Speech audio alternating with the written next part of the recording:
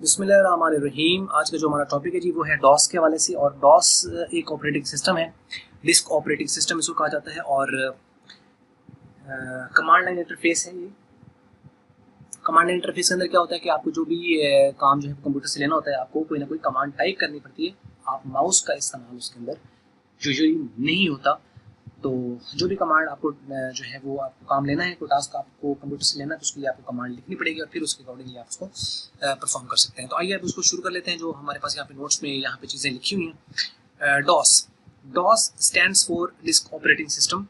DOS is a command line operating system. ये तो abbreviation होगी, disk operating system. And DOS is a command line operating system and it is mainly used for files management. ये files management के लिए आमतौर पर इस्तेमाल होता है, जैसे कि फाइल क्रिएट करना, फाइल को एडिट करना, फाइल को डिलीट करना। फाइल मैनेजमेंट में ज़्यादा इस्तेमाल होता है। User has to remember the commands in order to work in DOS. User को कमांड याद करनी पड़ती है अगर वो डॉस में काम करना चाहता है। तो अगर उसको कमांड भूल गई तो इसका मतलब ये है कि वो दोबारा जाए, कमांड याद करे और फिर उसके बाद आए।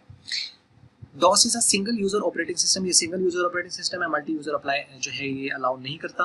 And DOS is more reliable and secure as compare to the Windows operating system. Windows के मुकाबले में ये सिक्योर इस सेंस में होता है कि वायरस के अटैक होने के चांसेस कम होते हैं, क्योंकि आप जस्ट क्लिक नहीं करते, कमांड लिखनी है तो आपको उसके अंदर वो जो है वो जो भी आपको एक्शन परफॉर्म करना है तो वहाँ पे तो आपके पास ये होता है कि कोड लिखा होता है, आप जस्ट डबल क्लिक करते हैं तो एग्जीक्यूट हो जाता है, तो एरर वगैरह उसके अंदर या वायरस आ जाता है। तो इसलिए हम ये कह देते हैं कि जो डॉस है ये ज़्यादा रिलायबल है और सिक्योर भी है as compare to the Windows. आगे हैं जी डॉस की फाइल्स। तो there are 3 types of DOS files. DOS के अंदर इस्तेमाल होने वाली फाइलें जो हैं वो 3 तरह की होती हैं। एक का नाम है बैच फाइल, एक का नाम है कमांड फाइल और एक होती है एग्जीक्यूटेबल फाइल। अब आइए हम इसको ब्रीफली इनको हम देख लेते हैं कि ये क्या है और ये किस लिए इस्तेमाल होती है, उनका फंक्शन क्या है और इसके अंदर क्या क्या होता है। तो पहली है बैच फाइल।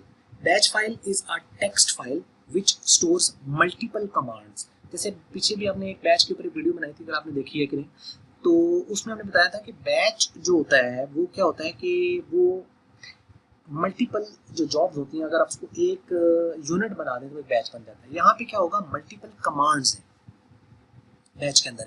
आप batch file is a text होती है, ये टेक्स्ट फाइल है, लेकिन ये स्टोर क्या करती है, मल्टीपल कमांड्स स्टोर करती है इन अ सीरियल ऑर्डर।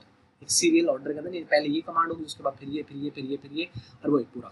जब ये अपनी एग्जीक्यूशन स्टार्ट करती है ना तो ये फिर रुकती नहीं है। वो शुरुआती वाले पटाखे देखे हुए कि जो एक वो ऐसे धागे तार के साथ होता है कि एक तरह से आप उसको आग लगाए ना तो पट पट पट पट पट पट पट करके वो एंड तक जाते हैं। क्यों ऐसा होता है, क्योंकि एक तरफ से उसको इग्निशन चाहिए होती है, तो आगे उसने फिर स्टेप बाय स्टेप उसने चलते ही चले जाना है, क्योंकि वो पूरा बैच बना होता है। ठीक है, तो batch file is created using notepad. जो बैच फाइल होती है इसको नोटपैड के जरिए से क्रिएट किया जाता है। नोटपैड के ऊपर बनती है ये, और एनी अदर टेक्स्ट एडिटर, ये कोई भी और टेक्स्ट एडिटर हो सकता है। Batch file is saved with extension .bat bat. ठीक है, तो फॉर एग्जांपल फाइल का नाम .bat, यानी फाइल का कोई भी नाम हो सकता है। जैसे वो नाम लिखते हैं कि जी फर्स्ट प्रोग्राम .bat, ठीक है, या सैलरी .bat, ठीक है, या वायरस .bat, कुछ भी हो सकता है। तो when a batch file is executed, it executes all those commands in a sequence which are grouped in that file।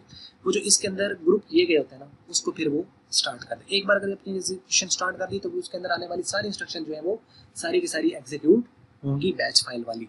अच्छा, अब ये जो जितने वायरसेस वगैरह बनाए जाते हैं ना, तो वायरस के अंदर भी यही होता है कि बैचिंग की जाती है। तो बैच करके उसको, यानी एक बार एग्जीक्यूशन उसकी स्टार्ट होगी तो फिर वो आगे थ्रू आउट चलते ही चले जाना है। तो ये बैच फाइल एक डॉस के अंदर इस्तेमाल होने जो एक फाइल है वो बैच फाइल है। यानी बैच फाइल में क्या होता है, कमांड्स की सीरीज होती है, यानी सीरियल्स ऑफ बैच होते हैं या सीरीज ऑफ कमांड्स जो है वो are stored in batch file. और इसका ये टेक्स्ट फाइल होती है, इसको नोटपैड वगैरह ये टेक्स्ट एडिटर में बनाते हैं, इसकी जो एक्सटेंशन होती है वो .bat होती है। और ये आपने बता दिया। उसके बाद नेक्स्ट है command files. A file which contains a DOS command called command file, यानी जिसके अंदर कोई एक कमांड है, कोई एक स्पेसिफिक कमांड है, वो आपकी कहलाएगी कमांड फाइल।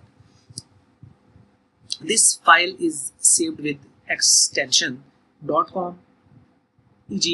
filename.com। ठीक है, कमांड के लिए जो एब्रीविएशन है वो कॉम है यहाँ पे। और internal commands of the DOS are written in command file. जितनी भी इंटरनल कमांड्स हैं वो सारी की सारी कमांड फाइल में लिखी जाती हैं। इंटरनल जो है वो अब कौन सी होती हैं, डॉस की इंटरनल कमांड्स कौन सी होती हैं, वो अब आगे हम नेक्स्ट वीडियो में इंशाल्लाह इसको देखेंगे। तो ये हो गया यहाँ तक का कमांड फाइल्स का। उसके बाद नेक्स्ट आता है जी आपके एग्जीक्यूटेबल फाइल्स कौन सी होती हैं। Executable files contain the binary data rather than text commands. ये बाइनरी डेटा कंटेन करती है रादर देन कोई टेक्स्ट। ये टेक्स्ट कंटेन करती है, कमांड होती है, टेक्स्ट कंटेन करती है। और ये जो होता है ये बाइनरी डेटा, एग्जीक्यूटेबल जो भी फाइल होगी वो एक सॉफ्टवेयर की फाइल होगी और ये बाइनरी कोई ना कोई डेटा जो है वो कंटेन करेगी। ठीक है, तो एग्जीक्यूटेबल फाइल में बाइनरी डेटा होता है, इसके अंदर टेक्स्ट होता है, इसके अंदर कमांड होती है और इसके अंदर भी कोई टेक्स्ट होता है जो कि सीरीज में होता है। तो executable files are program files which are directly executed installed when open. जब इनको ओपन किया जाता है तो डायरेक्टली इंस्टॉल्ड हो जाती है। Executable files are saved with extension .exe और file name .exe। All setup files are executable file. जितनी सेटअप की फाइल होती है आपने देखी होगी कि एक्सी होती है, यानी जो आप कोई भी सॉफ्टवेयर इंस्टॉल करते हैं तो उसके ऊपर लिखा होता है सेटअप, उसकी एक्सटेंशन अगर आप देखें तो वो .exe होती है, क्योंकि वो बाइनरी जो है वो कमांड्स होती हैं, उसके अंदर बाइनरी फॉर्मेट होता है, उसके अंदर कि उसके डायरेक्टली एग्जीक्यूशन करनी होती है अपनी। तो जो एग्जीक्यूटेबल फाइल्स होती हैं वो सारी की सारी .exe फाइलें होती हैं। आपने हर एक के अंदर इसका डेफिनेशन भी याद करनी है, उसके बाद आपने इसकी एक्सटेंशन भी याद रखनी है। तो इस तरीके से आपकी टॉपिक मेरे ख्याल में कवर हो जाता है। तो ये थी आज का वीडियो। अगर अच्छी लगे तो लाइक कर लें और अच्छी नहीं लगी तो डिसलाइक कर लें। और वीडियो देखने का बहुत बहुत शुक्रिया।